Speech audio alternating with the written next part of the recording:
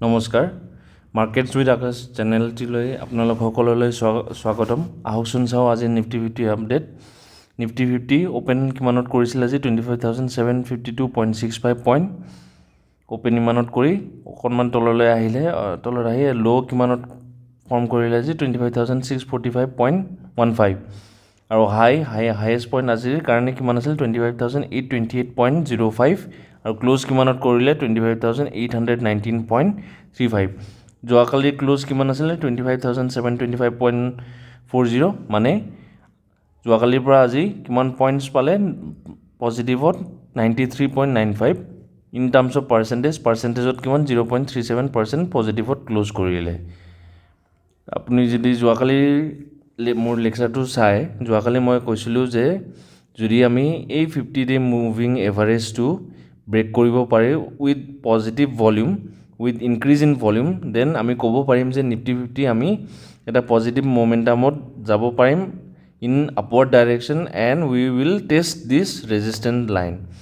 এই ৰেজিষ্টেন্স লাইনটো আমি কি কৰিম টেষ্ট কৰি চাম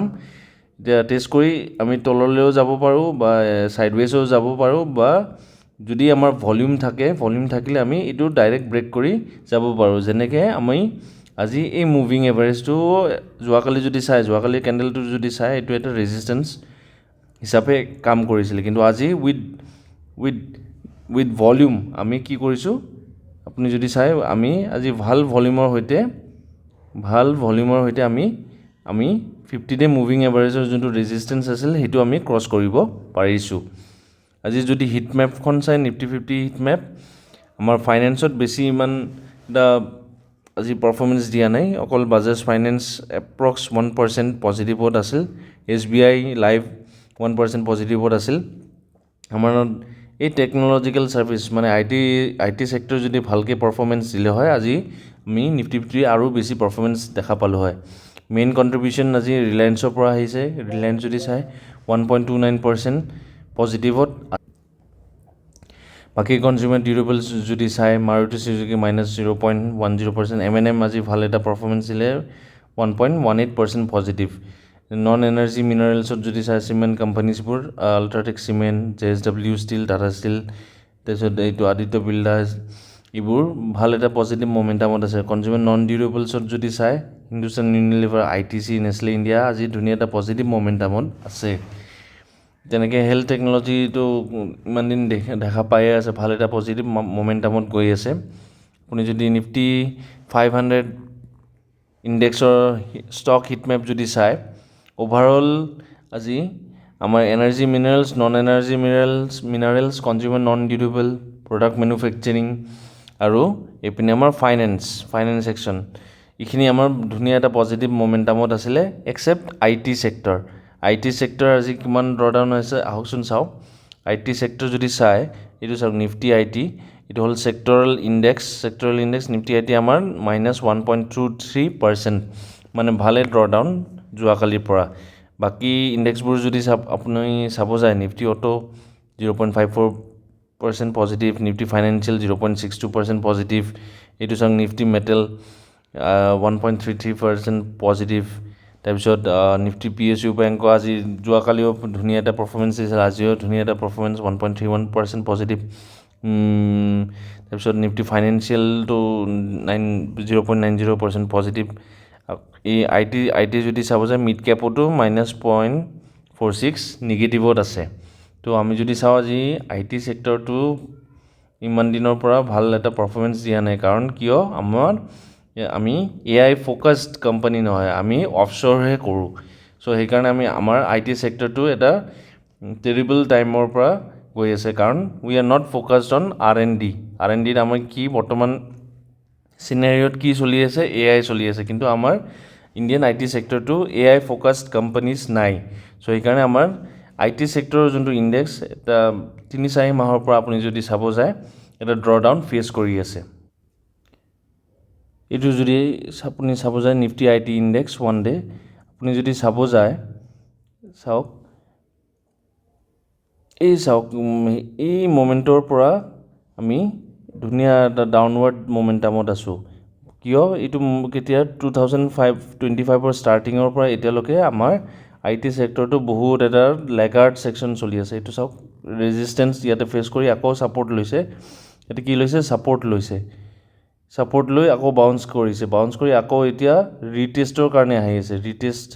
যেতিয়া লোকে ৰিটেস্ট যদি সাকসেসফুল হয় আমি ইয়াৰ পৰা এনেকে গৈ সাইডৱেজ গৈ আমি কি কৰিম পজিটিভ সাইডত যাব পাৰো ইন কেস যদি আমাৰ একো নেগেটিভ নিউজ নাহে আৰু যদি আমাৰ নেগেটিভ নিউজ আহি যায় তেন্তে আমি আকৌ এই ৰেজিস্ট্যান্স এইটো যোনটো লাইনৰ পৰা সাপোৰ্ট লৈছে এই সাপোৰ্টটো ব্ৰেক কৰি আকৌ তলৰ ফালে হে আহাৰ চান্সেস আছে সো এটো আমি এতে ক'ব নোৱাৰিম কি হয় কিন্তু it is an wait and watch game মানে তো চালে আইটি সেক্টৰ আমাৰ কিমান ডাউনৱাৰ্ড মোমেন্টামত আছে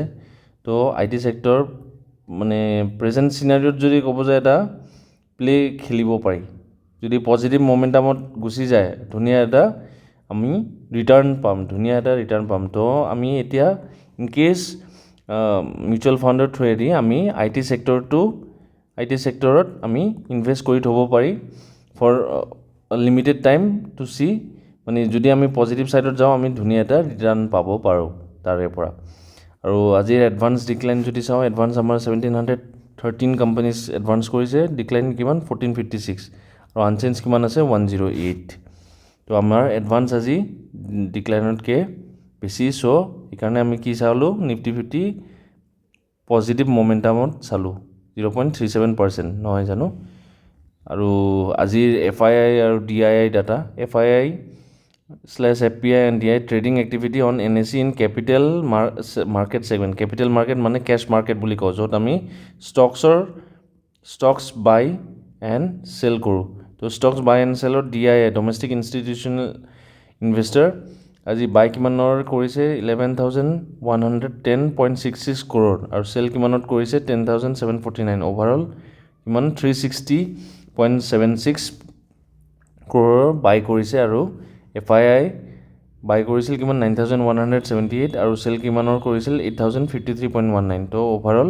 1125.01 crore বাই কৰিছে তো FII প্লাস DII আজি দুটাই কি কৰিছিল ক্যাশ মাৰ্কেটৰ পৰা বাই কৰিছে যোৱাকালিও যদি আপুনি চাব যায় যোৱাকালিও FII and DII দুটা সেকশনে আমাৰ বাই কৰিছিল আজিও বাই কৰিছে সো আমি নিফটি 50 ধুনীয়া মোমেন্টামত পজিটিভ মোমেন্টামত গৈ থাকিব বুলি মোৰ এক্সপেক্টেশন আছে চাওচোন কি হয় বাৰু তো আজিলৈ ইমানে থাকিল আপোনালোকে যদি ভিডিওটো চাই ভাল পালে প্লিজ শেয়াৰ কৰিব কমেন্ট কৰিব আৰু আপোনালোকৰ কিবা কোৱেশ্চনছ থাকিলে আপোনালোকে কমেন্টত জনাব পাৰে থ্যাংক ইউ